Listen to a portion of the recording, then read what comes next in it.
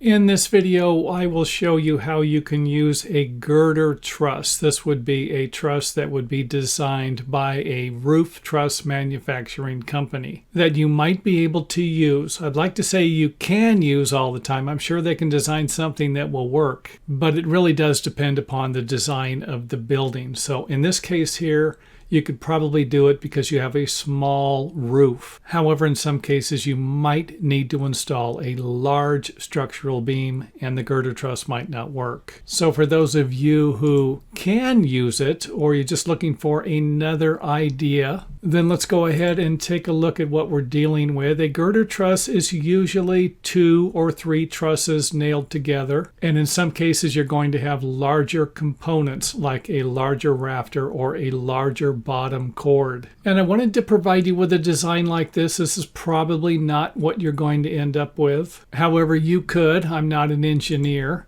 so I'm not going to speculate on that. And of course, the girder truss is going to sit on a post, 4x4, 4x6, something like that, because you're going to be transferring a lot of weight through this thing. And on this side, I went ahead and provided you with a design of something you're probably going to end up with. However, I have seen it done both ways. And we are going to use hangers almost all of the time to connect the existing roof trusses to the new girder truss. And the most common reason for using a girder truss like this would be to create a flat ceiling from the existing house to the new home addition. And we are going to need blocks so that we can nail the sheathing from the existing house to get a nice structural tie to the new part of the house. And it will be nice to have the tops of the blocks shaped to match the existing roof. And you will be attaching these blocks to the girder truss. And you're probably going to use 16D nails for that. Maybe even common nails instead of sinkers. Next up, let's go ahead and install the other trusses. And then we can go ahead and pan out here, get a look at how the ceiling will be nice and flat. And of course, the drywall here will run in this direction on this side, and it will change directions on the other side. Let's take a look at it from another angle here. And then let's go ahead and head to the outside.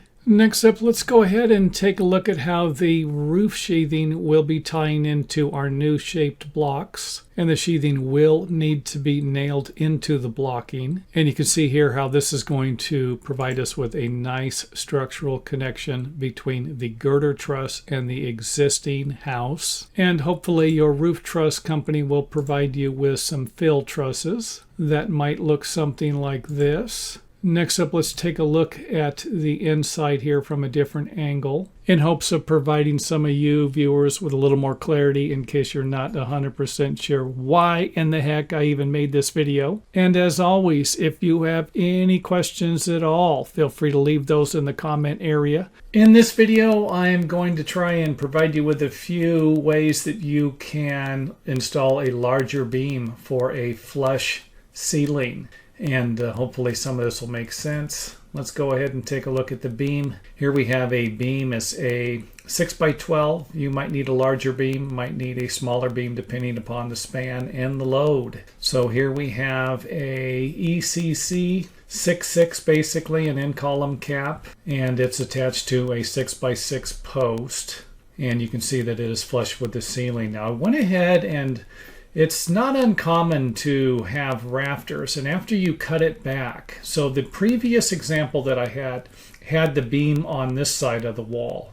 This one here I moved over even with the wall.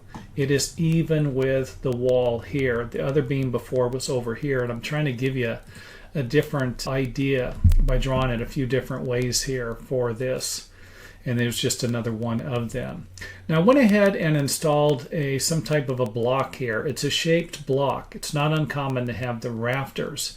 If you move the beam farther back, not uncommon to have the rafters to where they're not going to be sitting inside of a hanger. So something like this might work just fine for you. And then of course a double hanger if the rafters line up or if they lap next to the ceiling joist or ceiling joists are installed next to the rafter. Again, the shaped blocks.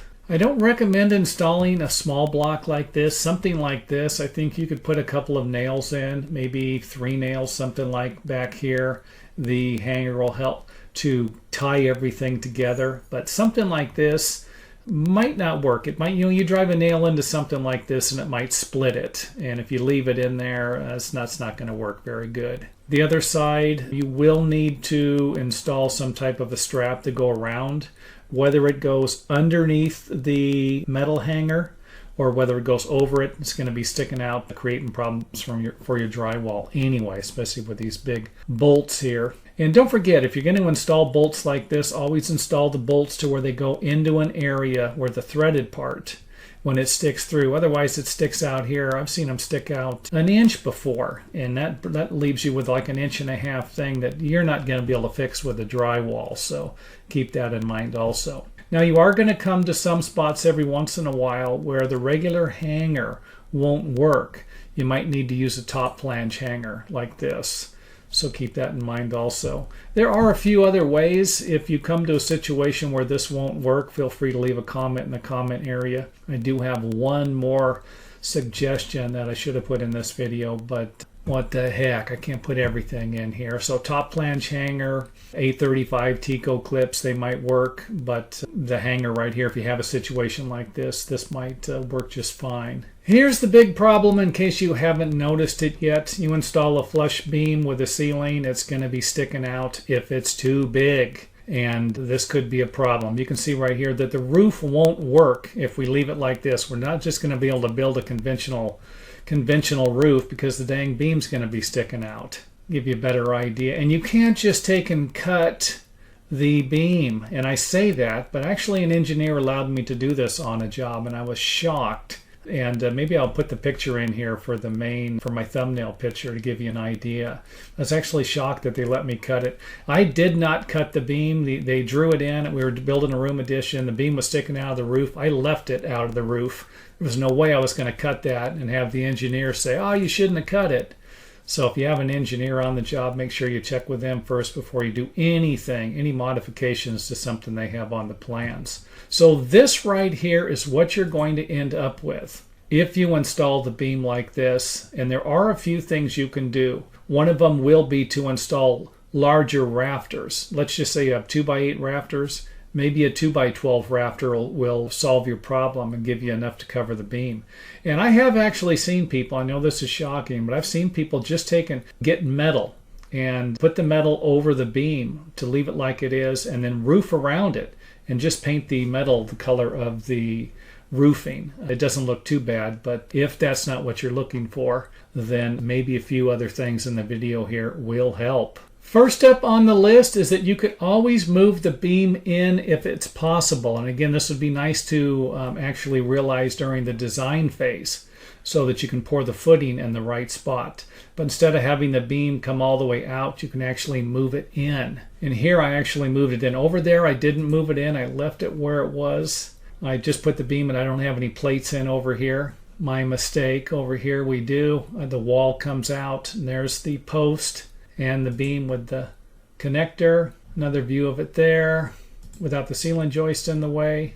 Again, giving you a better idea. You are going to come out this way. So if you do have if you're building something, maybe it's a kitchen and you need cabinets to run through here, then this idea won't work. But this idea would work. You could see right here, if you just wanted an opening with, equal sides, something like this, let's say it came out 12 inches, something like this could solve your problem and allow you to use the same size rafters, and everything should work out hunky-dory. Now, some engineers will allow you to cut a section of the beam. Again, you would need to check with them.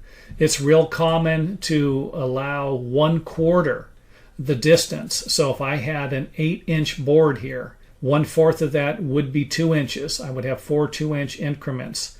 They would allow you to cut 2 inches at a 45-degree angle. But again, this is something you would need to check with the structural engineer to see whether or not you could do it. And this would allow you to move the beam or the post this way. So where we're looking at in the picture, it would allow you to move it to the left. In the previous one, I didn't move the post. I extended the beam past and cut this to give you an idea. You can actually just move this back, and this would give you the distance or a little more room. So if you needed 10 inches and you were at 12 inches, maybe something like this would work out just fine. Give you an idea there. And then of course this one here, I cut it with the same angle as the roof. With the one over here, I cut it at a 45-degree angle.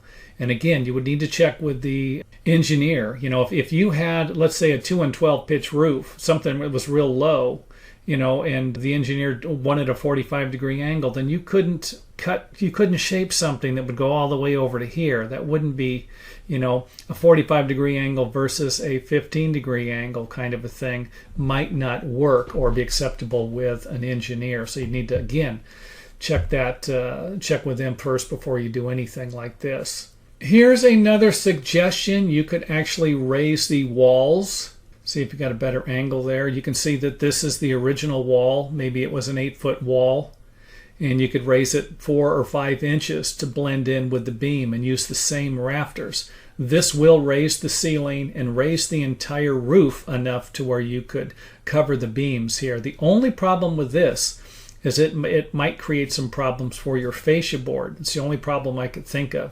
So this right here would be a good fix for something like this. If you didn't want to cut the beam, you weren't allowed to cut the beam, and you didn't mind the ceiling in this room being a little higher. And of course the fascia board. You'd have to figure out, you know, would this be acceptable to have the fascia board come up here a little higher? And this really wouldn't be that big of a deal because the fascia board can come over to here and sit on top of the roof. So this really wouldn't be a big deal. Your valley would move over a little bit. So instead of having the valley come out here and going up to the ridge like it normally would, if the walls were the same height and you use the same rafters, then you know, that would work out fine. This right here, if it was up here, the valley would start over here somewhere and then go up. So that really wouldn't be too big of a deal. And of course the fact that the ceiling would be raised. But this wouldn't be that big of a deal either because you could always lower the ceiling. Might not be able to raise the ceiling all the time, but you could lower it if you wanted it to be the same height. So anyway, I hope that helps. Another suggestion could be to get an engineered roof system created to where the roof trusses were built to where they'd be a little higher. That way you would have the ceiling, you could frame the same height walls and everything, and then the roof trusses would create, or would solve the problem, I should say. So you might also think about using a combination of things. If you can notch the top of the beam, maybe you might be able to notch it 45 degrees. And if you need a few more inches, you might be able to use larger rafters. So if you got 2x6, you might be able to use 2x8 or 2x10. So in other words, use a combination of the things I suggested in this video to solve a problem if just one of them won't work for you. And thanks for watching. If you enjoyed the video, let us know by hitting the thumbs up button or letting us know in the comment area.